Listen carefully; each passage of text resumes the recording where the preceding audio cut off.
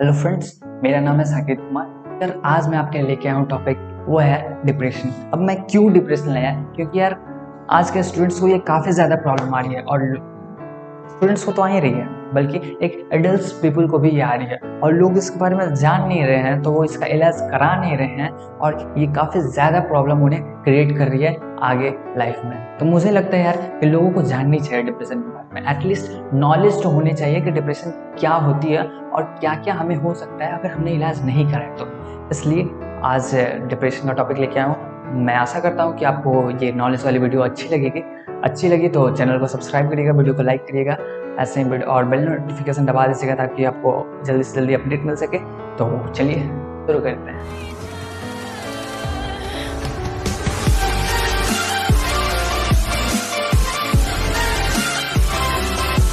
तो सबसे पहले जानते हैं कि आखिर डिप्रेशन होती क्या है। तो depression is a feeling of sadness. मतलब अगर आप उदास रह रहे हो, अगर आप छोटी छोटी बातों पे गुस्सा हो जा रहे हो, अगर आप किसी से झगड़ा कर ले रहे हो, छोटी छोटी चीज़ों पे आप झगड़ा कर रहे हो, या फिर आप मतलब समझ रहे हो कि हाँ भाई मेरा इस पृथ्वी पे कोई काम नहीं है, मैं इस पृथ्वी पे बोझ बना हुआ हूँ, मतलब बेकार में बैठा हुआ हूँ, मुझे कोई काम नहीं है। तो यार ऐसा हर इंसान के लाइफ में एक समय आता है, एक समय क्या मतलब एक महीने में या एक हफ्ते में एक ऐसा दिन आता है जहाँ उसे लगता है भाई मैं क्या कर रहा हूँ, मुझे कुछ समझ नहीं आ रहा, पैसा बर्बाद कर रहा हूँ मैं पेरेंट्स का, मैं ये कर रहा हूँ, ये नहीं करना चाहिए, ये गलत हो रहा है, मैं क्या कर रहा हूँ। मतलब उसे लगता है कि हाँ भाई वो बुरा काम कर रहा है और वो कोई काम का नहीं है, मतलब वो झूठ मूठ का बोझ भरा रहा है, गार्जियन का पैसा खर्च कर रहा है। तो यार ऐसा सबके लाइफ में क्या सबके महीने में, सब इंसान के महीने में एक ऐसा दिन आता है जहाँ उसे ऐसा खराब लगता है। लेकिन अगर आपको ऐसा रेगुलर बेसिस पे अगर आपके साथ हो रहा है, मतलब हफ्ते में 7 दिन, महीने में आपको 30 दिन के महीने, उसमें 28 दिन आपको यही लग रहा है, आप 28 दिन तक उदास रह रहे हो, मतलब आपको रोज यही लग रहा है, आपका मूड चेंज हो ही नहीं रहा है, तो आप डिप्रेशन के शिकार हो सकते हो। तो डिप्रेशन के लिए इलाज कराई जाती है, ट्रीटमेंट कराई जाती है, तो कुछ हफ्तों में ही असर दिखता है। और अगर आप डिप्रेशन के इलाज नहीं करवाओगे तो ये काफ़ी ज़्यादा सीरियस प्रॉब्लम हो जाती है। अब हम बात करते हैं कि हमें पता कैसे चलेगा कि हमें डिप्रेशन है, क्योंकि सिम्टम्स हमें कैसा पता चलेंगे कि हाँ हम डिप्रेशन के शिकार हैं। तो सबसे पहले आती है चीज़ जो होती है एंगर और एग्रेसिवनेस। मतलब छोटी छोटी चीज़ों पे तुम गुस्सा करने लगोगे, जिद करने लगोगे, जैसे बच्चे जिद करते हैं ना कि हाँ मुझे ये चाहिए, मुझे खिलौना चाहिए चाहिए, मना करने पे भी मतलब तुम्हारे दोस्त भी बोलेंगे कि भाई छोड़ना छोटी बात है, लेकिन तुम नहीं भाई वो ऐसा क्यों किया, वो ऐसा क्यों किया, उस छोटी छोटी बातों पे तुम लड़ने लगोगे, झगड़ने लगोगे। तो ये हो गई। दूसरी कारण हो गई, तुम सोशल थोड़ा कम कर दोगे, मतलब सोशल एंगेजमेंट तुम्हारी कम हो जाएगी, मतलब तुम घर में ही रहना चाहोगे, मतलब तुम्हें लगेगा कि बाहर की दुनिया खराब हो गई है और तुम घर ही में रहना चाहोगे।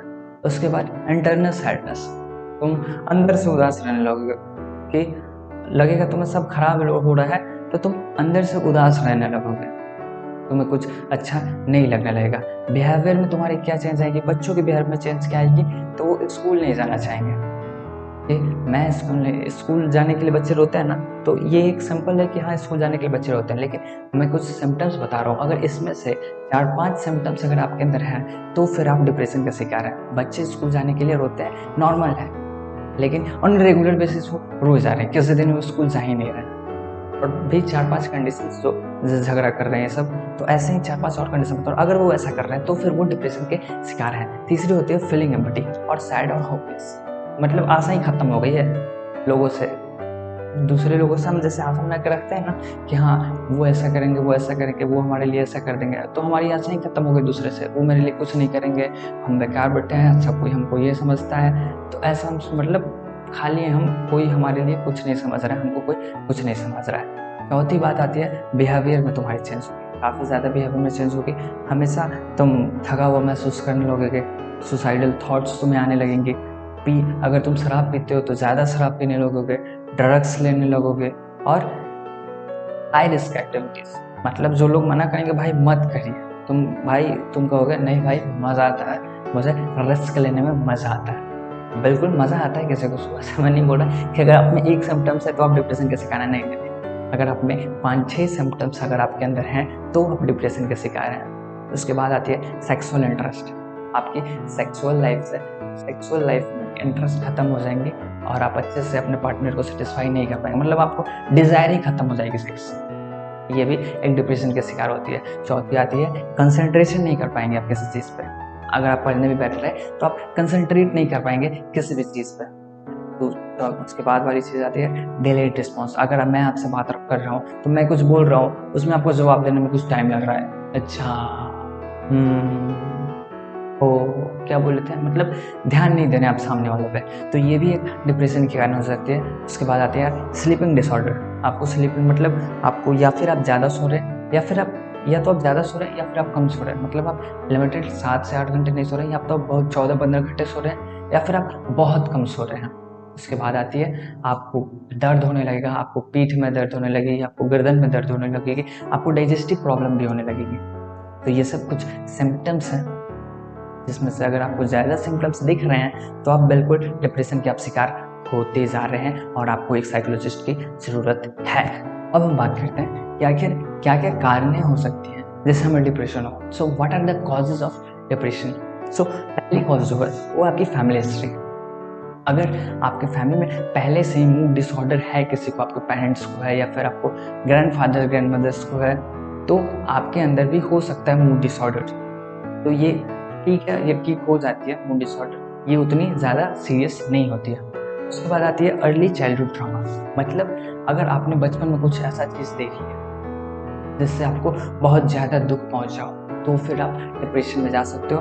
उसके बाद आती है ड्रग यूज़। अगर आप ज़्यादा ड्रग्स लेते हो तो भी आपको डिप्रेशन हो सकती है। उसके बाद आती है लॉस ऑफ लव्ड वंस। आप किसी से बहुत ज़्यादा प्यार करते हो और वो आपको छोड़ के चली गई, या फिर आप किसी से ज़्यादा प्यार करते हो और उनकी डेथ हो गई, तो भी डिप्रेशन के आप शिकार हो सकते हो। तो ये सब डिप्रेशन की छोटी छोटी कॉजेज़ हैं जो हो सकती है। तो हमें शुरुआती दौर में ही 1-2 साल में ही अगर ये हमें रेगुलर बेसिस पे अगर हो रही है कि हाँ किसी के जाने का दर्द ख़त्म ही नहीं हो रहा है, 1 साल 2 साल हो गया ख़त्म ही नहीं हो रहा है, डाइवोर्स अगर मैंने किसी से लिया वो दर्द ख़त्म ही नहीं हो रहा है, तो फिर हमें एक साइकोलॉजिस्ट की ज़रूरत होती है और उसकी कुछ थेरेपी होती है, वो भी हम आगे बात करेंगे। तो these are the some causes जिससे आपको डिप्रेशन हो सकता है। तो पहले मैंने क्या किया था, फैमिली हिस्ट्री। दूसरा हमने बताया था अर्ली चाइल्डहुड ट्रॉमा, मतलब बचपन में हमने कुछ ऐसा देख लिया, कुछ ऐसा हो गया जिससे हमें डिप्रेशन के हम शिकार हो गए। तीसरा होता है हमारा ड्रग यूज, हम ज़्यादा ड्रग यूज़ करते हैं। चौथा होता है हमारा और feeling going of love, loss of loved ones, मतलब किसी से ज़्यादा प्यार करते हैं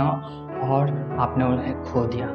ऐसा भी हो सकता है इकोनॉमिकल प्रॉब्लम, इससे भी आप डिप्रेशन हो सकती है। तो डिप्रेशन की भी टाइप्स होती है। पहले टाइप्स होती है मेजर डिप्रेसिव डिसऑर्डर, दूसरी होती है परसिस्टेंट डिप्रेसिव डिसऑर्डर। तो मेजर डिप्रेसिव डिसऑर्डर के बारे में पहले बात करें तो यार ये बहुत खतरनाक तरह की मेजर डिप्रेसिव डिसऑर्डर होती है। अब कौन कौन से कारणें होती है, कैसे हमें पता चलेगा कि हमें मेजर डिप्रेसिव डिसऑर्डर है या फिर परसिस्टेंट डिप्रेसिव डिसऑर्डर है। तो यार मैं कुछ पॉइंट्स बता रहा हूँ, उसे आप देखें, उसे आप सुने, और अगर आपके अंदर 5-6 है तो बिल्कुल आपको मेजर डिप्रेसिव डिसऑर्डर है, नहीं तो आप आराम से, अगर 1-2 है तब तो आप निश्चिंत रहें कि ऐसा नॉर्मल से। तो क्या क्या है वो पॉइंट्स तो लिखिएगा, दोस्त लिख लीजिएगा इस पॉइंट को। पहला होता है फीलिंग डिप्रेस्ड एवरीथिंग, मतलब आपको पूरे दिन डिप्रेशन में हो। डिप्रेशन में हो मतलब डिप्रेशन के सिम्टम्स बता चुके हैं। अगर आप में से उसमें डिप्रेशन के सिम्टम्स में से 5-6 पॉइंट्स अगर आप पे रेगुलर बेसिस पे हो रही है तो ये मेजर डिप्रेसिव डिसऑर्डर का। दूसरी आती है जो काम करने में आपको पहले मजा आता था, अब वो काम आपको करने में अब मजा नहीं आ रहा है। मतलब पहले आप काम करने में मजा लेते थे लेकिन अब इंटरेस्ट खत्म हो गया उस चीज़ से, तो ये भी मेजर डिप्रेसिव डिसऑर्डर के अंदर आती है। तीसरी आती है वेट लॉस और वेट गेन, मतलब आप नॉर्मल चल रहे थे, अचानक से आपकी वेट कम होने लगी या फिर अचानक से आपकी वेट बढ़ने लगी, तो ये भी एक मेजर डिप्रेसिव डिसऑर्डर के अंदर आते हैं। चौथी आती है स्लीपिंग हैबिट्स, आपके स्लीपिंग हैबिट्स खराब हो गई, मतलब या तो आप कम सो रहे हो या फिर आप बहुत ज़्यादा सो रहे हो। पांचवी आती है स्लो थिंकिंग और मूवमेंट, मतलब मैंने आपसे कुछ बोल रहा हूँ और आप सुन रहे हैं, उसका जवाब दे रहे हैं एकदम आराम से, तो ये भी एक मेजर डिप्रेसिव डिसऑर्डर के अंदर आती है। छठी पॉइंट हो जाती है आपकी एनर्जी लेवल आपकी बहुत कम हो जाती है, मतलब आपको कोई काम करने में मज़ा ही नहीं आता। उसके बाद वाली पॉइंट आ जाती है फीलिंग ऑफ गिल्टनेस, मतलब अपने आप को हम कोसने लगते हैं कि हमने ये क्या कर दिया, हमने ये गलत कर दिया, हमें ये नहीं करना चाहिए था, मतलब हम सुधारने की कोशिश नहीं करते हैं, हम खुद को कोसने लगते हैं। और तो यार ये भी मेजर डिप्रेसिव डिसऑर्डर के अंदर आती है। और उसके बाद वाली पॉइंट होता है लोअर कंसंट्रेशन, हम किसी भी चीज़ पे कंसंट्रेट नहीं कर पाते, पढ़ना चाहते हैं, पढ़ने बैठते हैं तो भी हम कंसंट्रेट नहीं कर पाते हैं। तो ये भी एक मेजर डिप्रेसिव डिसऑर्डर है। इसका लास्ट पॉइंट जो है वो है आपको बार बार डेथ का या फिर सुसाइड करने का ख्याल आना। अगर आपको बार बार सुसाइड और डेथ का ख्याल आ रहा है तो ये भी मेजर डिप्रेसिव डिसऑर्डर के अंदर है। अब आपको अगर इसमें से 4-5 पॉइंट अगर आपके अंदर हैं तो बिल्कुल आपको थेरेपी करवानी पड़ेगी, साइकोलॉजिस्ट से मिलने पड़ेगी। अब बात करते हैं परसिस्टेंट डिप्रेसिव डिसऑर्डर की। तो यार ये मेजर जो थी वो अचानक से आ जाती है, मतलब कोई छोड़ के चला गया वो अचानक से है। लेकिन ये जो होती है ये धीरे धीरे आती है, ये 2 साल 3 साल लगते हैं इसे एक इंसान के अंदर हावी होने में। तो अगर चेकअप कराया जाए कॉजेज वही होती है कि काम करने में पहले मज़ा आता था, अब नहीं आ रहा है, किसी से अब आशा नहीं रहा, किसी से अब बात करने का मन नहीं करता, सब कुछ उठा लगता है, ख़राब लगता है, हमें अच्छे हैं, मतलब पूरी दुनिया ख़राब लगने लगी है सिंपली। तो ये भी परसिस्टेंट डिप्रेसिव डिसऑर्डर के अंदर आती है। और अगर इसका इलाज कराया जाए ना टाइम से तो ये ठीक हो जाती है। लेकिन अगर इसका इलाज नहीं कराया जाए ना तो ये आपकी पूरी लाइफ बर्बाद कर सकती है। अब हम बात करते हैं कि what are the treatments of depression. हम डिप्रेशन अगर खुद से ठीक करना हो तो हम कैसे करें? पहले होती है साइकोथेरेपी, मतलब लोगों से जाए बात करें, चाहे लोगों से मिले बात करें। तो ये लोग से बात करने से ठीक हो जाती है, उनसे समझे बात करें और एग्रेसिव नहीं हो। क्योंकि लोगों से बात करेंगे तो हम ज़्यादा एग्रेसिव नहीं होंगे, हम ज़्यादा एंगर नहीं होंगे। भले हो गया कि हाँ हमें गलत इंसान मिल गया, लेकिन अगर हम खोजेंगे तो हमें सही इंसान भी मिल जाएगा। और अगर हम बात करेंगे, ज़्यादा इंसान से हम बात करेंगे तो ये हमें मदद करता है डिप्रेशन से बाहर निकलने। दूसरी होती है यार हमारी लाइट थेरेपी, मतलब हम सुबह उठें, जाएं, सूरज को देखें या फिर हम आसमान में देखें। हम जब व्हाइट लाइट को देखते हैं ना तो ये एक पॉजिटिव एनर्जी की काम करती है, ब्लैक लाइट नेगेटिव एनर्जी की काम करती है, काला जादू। और व्हाइट लाइट हम देखते हैं ना तो एक पॉजिटिव एनर्जी हमारे अंदर भर देती है, तो वो भी मूड चेंज करने में आपको काफ़ी ज़्यादा मदद करती है। तो आप सुबह उठ के व्हाइट लाइट भी देख सकते हैं, तो वो भी आपको डिप्रेशन में काफ़ी ज़्यादा मदद करती है। थर्ड पॉइंट आती है एक्सरसाइज। अगर आप हफ्ते में 4 या 5 दिन 30 मिनट्स भी एक्सरसाइज करते हैं ना तो ये हमें मदद करती है एंडोर्फिन्स हार्मोन्स बनाने में। और ये एंडोर्फिन हार्मोन हमें मदद करती है हमारे मूड को चेंज करने में। तो अगर हम एक्सरसाइज कर रहे हैं तो हम आसानी से और जल्दी से डिप्रेशन को हम भगा सकते हैं। चौथी पॉइंट, अवॉइड अल्कोहल और ड्रग्स। अगर आप ड्रग्स और अल्कोहल ले रहे हैं तो आप उसे लेना बंद करें। पता है कि हाँ छोड़ नहीं सकते हैं, लेकिन थोड़ा कम लें और धीरे धीरे मतलब थोड़ा बंद कर दें। पांचवी पॉइंट है यार, लर्न हाउ टू से नो। मतलब ऐसा भी होता है कि हमें मतलब अब हम लोगों से मिल रहे हैं, बात कर रहे हैं, तो अब वो जहाँ ले जा रहे हैं हम चले जा रहे हैं, हमें जाने का मन नहीं है, वहाँ जाना हमें पसंद नहीं है, फिर भी हम चले जा रहे हैं। तो आपको सीखना पड़ेगा लर्न हाउ टू से नो। आपको नहीं कहने आना चाहिए, आप चले जाओगे फिर आप वहाँ पे परेशान हो गया है, यार हम कहाँ आ गए, ये लोग ऐसे वैसे। तो आपको अगर वो जगह पसंद नहीं है, आप नहीं जाना चाहते हो तो आप मना कर दो। आपको सीखना होगा लोगों से ना कहना। और छठी पॉइंट है टेक केयर ऑफ योरसेल्फ, मतलब अपने खाने पे, पीने पे, अपने हेल्थ पे ध्यान दो। और खुद अगर हेल्दी रहेगा ना तो डिप्रेशन दूर हो जाएंगे।